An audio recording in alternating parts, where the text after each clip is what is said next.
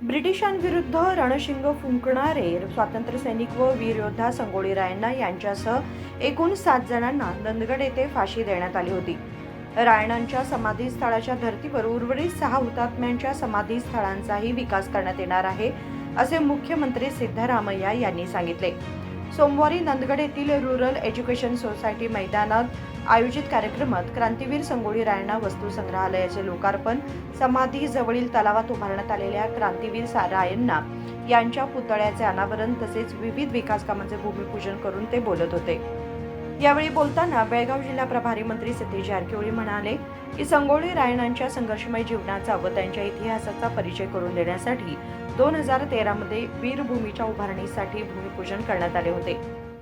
ಇವತ್ತು ಸಂಗೊಳ್ಳಿಯಲ್ಲಿ ಒಂದು ಐತಿಹಾಸಿಕ ಕಾರ್ಯಕ್ರಮ ಸಂದರ್ಭ ಅಂತ ಹೇಳಿಸಲಿಕ್ಕೆ ಭಾಳ ಸಂತೋಷ ಆಗ್ತಾ ಇದೆ. 13ರಲ್ಲಿ ಸನ್ಮಾನ್ಯ ಸಿದ್ದರಾಮಯ್ಯ ಹಿಂದಿನ ಸರ್ಕಾರದಲ್ಲಿ ಸಂಗೊಳ್ಳಿಯಲ್ಲಿ ಈ ರೀತಿ ಒಂದು ಕಾರ್ಯಕ್ರಮ ನಿರ್ವಹಣೆ ಆಗಬೇಕು. ಸಂಗೊಳ್ಳಿ ರಾಯಣ್ಣ ಹೆಸರಲ್ಲಿರುವಂಥ ವಿವಿಧ ಬಗೆಯ ಕಲ್ಪನೆಗಳು ಅವರ ಇತಿಹಾಸವನ್ನು ಉಳಿಸಲಿಕ್ಕೆ ಅಂದು ಸಿದ್ದರಾಮಯ್ಯವರು ಕನಸು ಕಂಡಿದ್ರು. ಅದು 10 ವರ್ಷಗಳ ನಂತರ ನಡೆಸಾಗಿದೆ. ಇದು ಭಾಳ ಸಂತೋಷದ ವಿಷಯ. ವಿಶೇಷವಾಗಿ ಸಂಗೊಳ್ಳಿ ಗ್ರಾಮದಲ್ಲಿ ಸಂಗೊಳ್ಳಿ ರಾಯಣ್ಣ ಹೆಸರು ಸೈನಿಕ ಶಾಲೆಯನ್ನು ಈಗಾಗಲೇ ನಾವು ಲೋಕಾರ್ಪಣೆ ಮಾಡಿದ್ದೇವೆ. ಸಂಗೊಳ್ಳಿ ಗ್ರಾಮದಲ್ಲಿ ರಾಯಣ್ಣ ಬಾಲ್ಯದಿಂದ ಗಲ್ಲಿಗೇರಿಸುವವರೆಗಿನ ಇತಿಹಾಸವನ್ನು ಸಾರುವ ಸೌರಭ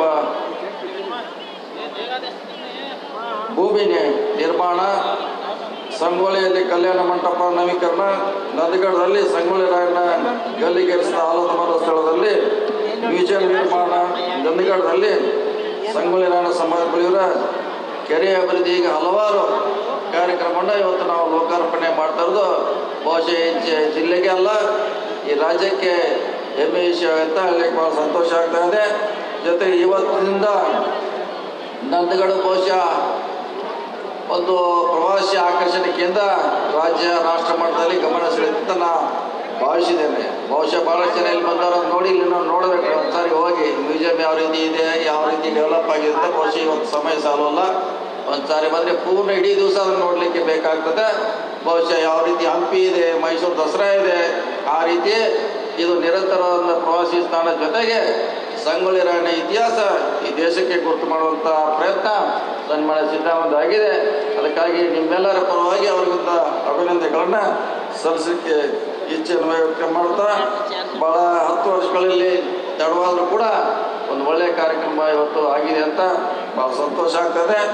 ಜೊತೆಗೆ ನಮ್ಮ ಇಲಾಖೆಯಿಂದ ಕಳೆದ 2 ವರ್ಷಗಳಲ್ಲಿ ಸುಮಾರು 70 ಕೋಟಿಗೆ ಅಧಿಕ ಹಣವನ್ನು ರಸ್ತೆ ಸೇತುವೆಗೆ ಖರ್ಚು ಮಾಡಂತ ಹೇಳಲಿಕ್ಕೆ ನನಗೆ ಸಂತೋಷ ಆಗ್ತಾ ಇದೆ. ವಿಶೇಷವಾಗಿ ಈ ಸಾರಿ ಸುಮಾರು 3 ಬ್ರಿಡ್ಜ್ಗಳನ್ನು ಖಾನಾಪುರದಲ್ಲಿ ನಾವು ಮಾಡ್ತಾ ಇದ್ದೀವಿ. ಅದು ಸಿನ್ನೂರು ಹೆಮ್ಮಳಗ ರಸ್ತೆಯ 8 ಕೋಟಿಯಲ್ಲಿ, ನಾಗರಗಾಳಿ ಮತ್ತು ಕಟಕ 15 ಕೋಟಿಯಲ್ಲಿ, ಜಡ್ ಚಾಮೋಟಿ ರಸ್ತೆಯಲ್ಲಿ ಸುಮಾರು 9 ಕೋಟಿಯಲ್ಲಿ 3 ಬ್ರಿಡ್ಜ್ಗಳನ್ನು ಈ ಸಾರಿ ನಾವು ಖಾನಾಪುರದಲ್ಲಿ ತೆಗೆದುಕೊಳ್ಳೋ ಜೊತೆಗೆ ನಾವು ರಸ್ತೆಗಳನ್ನು ಕೂಡ ಅಭಿವೃದ್ಧಿ ಮಾಡುವಂಥ ಸಾಗ್ತಾ ಇದ್ವಿ. ಯಾವಾಗ ನಮ್ಮ ಕಾಂಗ್ರೆಸ್ ಸರ್ಕಾರ ಇದೆ ಆ ಸಂದರ್ಭದಲ್ಲಿ ಖಾನಾಪುರದಲ್ಲಿ ಹಲವಾರು ಅಭಿವೃದ್ಧಿ ಕಾರ್ಯಗಳನ್ನು ಮಾಡುವಂಥ ಪ್ರಯತ್ನ ಮಾಡಿದ್ವಿ. ಅದು 100 ಆಸ್ಪತ್ರೆ ಇರ್ಬೋದು, MHC ಇರ್ಬೋದು, ಅಥವಾ ಕುಡಿಯುವ ನೀರಿನ ಯೋಜನೆ, ನದಿಯಿಂದ ಕೊಡುವಂಥ ಕಾಮಗಾರಿಗಳಿರ್ಬೋದು, ಅನೇಕ ಮನೆ ಹಂಚಿಕೆ ಕೊಡುವಂಥ ಕಾರ್ಯಕ್ರಮ ಇರ್ಬೋದು, ಹಲವಾರು ಕಾರ್ಯಕ್ರಮವನ್ನು ಹಿಂದಿನ ಸರ್ಕಾರದಲ್ಲಿ ಈ ಸರ್ಕಾರದಲ್ಲಿ ಖಾನಾಪುರಕ್ಕೆ ಕೊಡುವಂಥ ಪ್ರಾಮಾಣಿಕ ಪ್ರಯತ್ನ ಆಗ್ತದೆ ಅಂತ ಹೇಳಲಿಕ್ಕೆ ನನಗೆ ಭಾಳ ಹೆಮ್ಮೆ ಆಗಿದೆ. ವಿಶೇಷವಾಗಿ ಮತ್ತೊಮ್ಮೆ ಇವತ್ತಿನಿಂದ ನಂದಗಡ ಭಾರತದ ಭೂಪಟದಲ್ಲಿ ಬಹುಶಃ ಬರ್ತದೆ ಅಂತ ನಮಗೆಲ್ಲ ಬೆಳಗಾವಿ ಜಿಲ್ಲೆಯವರಿಗೆ ಹೆಮ್ಮೆ ಅನಿಸ್ತಾ ಇದೆ. ಅದಕ್ಕಾಗಿ ಇದು ಎಲ್ಲರೂ ಬಂದು ನೋಡುವಂಥ ಕರ್ನಾಟಕ ಸರ್ಕಾರ ಒಂದು ಸಂಗೊಳ್ಳಿ ರಾಯಣ್ಣ ಇತಿಹಾಸ ಇರ್ಬೋದು, ಇತಿಹಾಸ ಜೊತೆಗೆ ಹಲವಾರು ಇವತ್ತು ನಾವು ಅಭಿವೃದ್ಧಿ ಕಾರ್ಯಗಳನ್ನು ಈ ಭಾಗದಲ್ಲಿ ಮಾಡಲಿಕ್ಕೆ ನಮ್ಮ ಸರ್ಕಾರ ಅತ್ಯಂತ ಪ್ರಾಮಾಣಿಕ ಪ್ರಯತ್ನ ಆಗಿದೆ.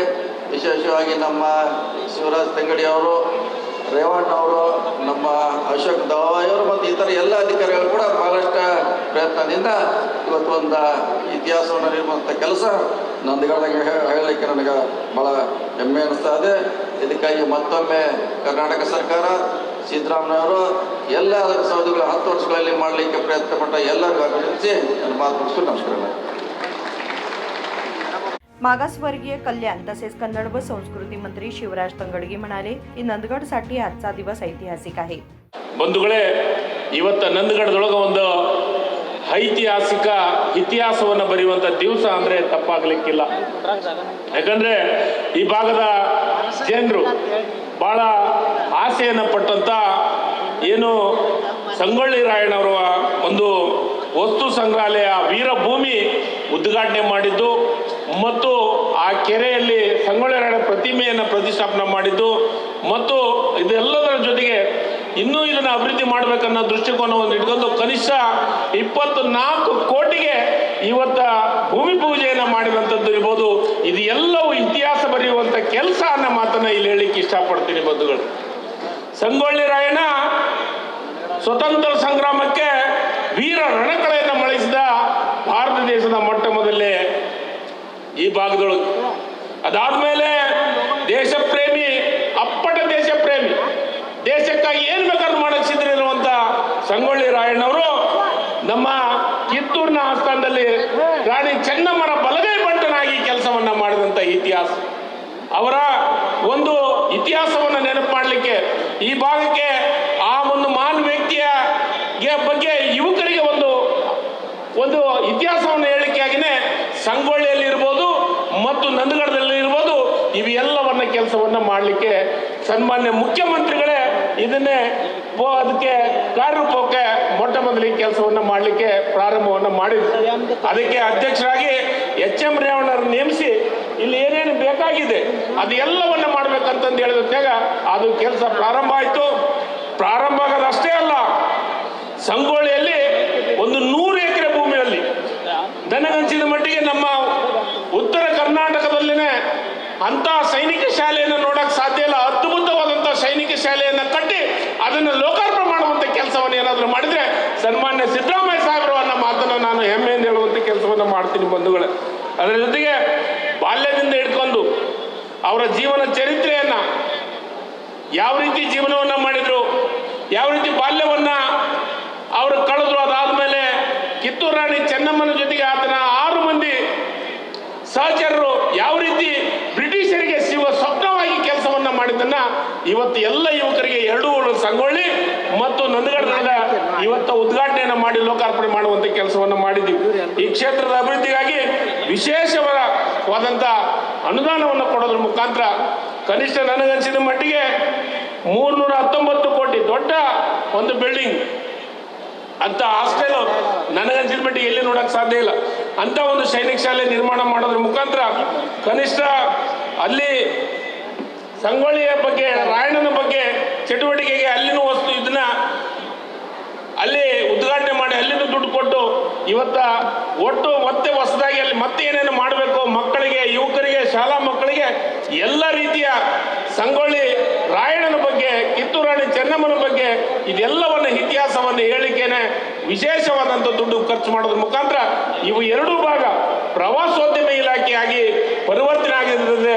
ಸಂಶಯನೇ ಇಲ್ಲ, ಮುಂದಿನ ದಿನಮಾನದೊಳಗ ನಮ್ಮ ಉತ್ತರ ಕರ್ನಾಟಕ ಅಷ್ಟೇ ಅಲ್ಲ, ಕರ್ನಾಟಕದ ಮೂಲೆ ಮೂಲೆಯಿಂದ ಇಲ್ಲಿ ಬಂದು ರಾಯಣ್ಣನ ಬಗ್ಗೆ, ಚೆನ್ನಮ್ಮನ ಬಗ್ಗೆ ತಿಳ್ಕೊಳ್ಳುವಂತ ಕೆಲಸ ಆಗುತ್ತೆ ಅಂತ ಆ ರೀತಿ ಒಳಗ ಒಳ್ಳೆ ಅಭಿವೃದ್ಧಿ ಕೆಲಸಗಳನ್ನ ಮಾಡಿದ್ದೀವಿ ಅನ್ನೋ ಮಾತನ್ನ ಇಲ್ಲಿ ಹೇಳಿ, ನನಗೆ ಬಹಳ ವಿಶೇಷವಾಗಿ ಈ ಭಾಗದೊಳಗ ಈ ಒಂದು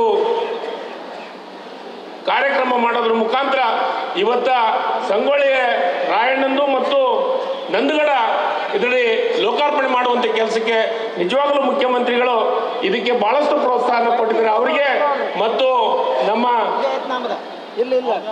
ಗ್ಯಾರಂಟಿ ಅಧ್ಯಕ್ಷರಾದ HM ರೇವಣ್ಣವರು ನಿಜವಾಗಲೂ ನಾನು ಅವ್ರನ್ನ ಅಭಿನಂದಿಸ್ತೀನಿ.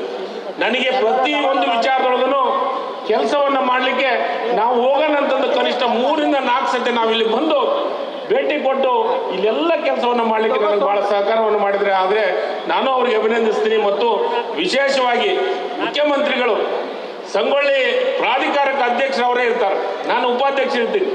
ಆದರೆ ನನಗೆ ಮುಖ್ಯಮಂತ್ರಿ ಸಾಹೇಬರು ಹೇಳಿದ್ರು, ಮೊದಲನೇ ಮೀಟಿಂಗ್ದೊಳಗೆ ಅಧ್ಯಕ್ಷರು ಏನೇನು ಹಕ್ಕುಗಳದ ಅಂದರೆ ಅಧ್ಯಕ್ಷರ ಒಂದು ಚಾರ್ಜ್ ಏನೈತೆ ಅದನ್ನು ನಾನು ತಂಗಡಿಗೆ ಕೊಡ್ತೀನಿ, ಅದನ್ನು ಆದಷ್ಟು ಬೇಗನೆ ಲೋಕಾರ್ಪಣೆ ಮಾಡಬೇಕು ಅಂತಂದು ನನಗೆ ಒಂದು ಜವಾಬ್ದಾರಿ ಒಪ್ಪಿಸಿದ್ರು. ಅದನ್ನು ಲೋಕಾರ್ಪಣೆಯನ್ನು ಮಾಡುವಂಥ ಕೆಲಸವನ್ನು ನಾವು ಮಾಡಿದ್ದೀವಿ. ಒಂದು ಇತಿಹಾಸದ ಪುಟವನ್ನು ಇವತ್ತು ಸೇರುವಂಥ ಕೆಲಸ ಆಗಿದೆ. ಇದು ಎಲ್ಲದಾಗಲಿಕ್ಕೆ ಸನ್ಮಾನ್ಯ ಸಿದ್ದರಾಮಯ್ಯ ಸಾಹೇಬರು ಅನ್ನೋ ಮಾತನ್ನು ಇಲ್ಲಿ ಹೇಳಲಿಕ್ಕೆ ನಾನು ಇಷ್ಟಪಡ್ತೀನಿ. ಮತ್ತೊಮ್ಮೆ ನಿಮ್ಮೆಲ್ಲರಿಗೂ ಹೊಂದಿಸಿ ಈ ಕಾರ್ಯಕ್ರಮಕ್ಕೆ ಮಾತಾಡಲಿಕ್ಕೆ ಅವಕಾಶ ಮಾಡಿಕೊಟ್ಟಂತ ನಿಮ್ಮೆಲ್ಲರಿಗೂ ಹೊಂದಿಸಿ ನಾನು ಎರಡು ಮಾತನ್ನು मुगस्ತೀನಿ. जय हिंद, जय कर्नाटक. धन्यवादಗಳು. येत्या काळामध्ये कित्तूर राणी चन्नम्मा आणि संगोळी रायण्णा यांच्या इतिहासाचा प्रभाव राज्यासह राष्ट्रीय पातळीवर दिसून येईल असे ते म्हणाले. विनोद कोलकार, KMM मराठी, बेळगाव.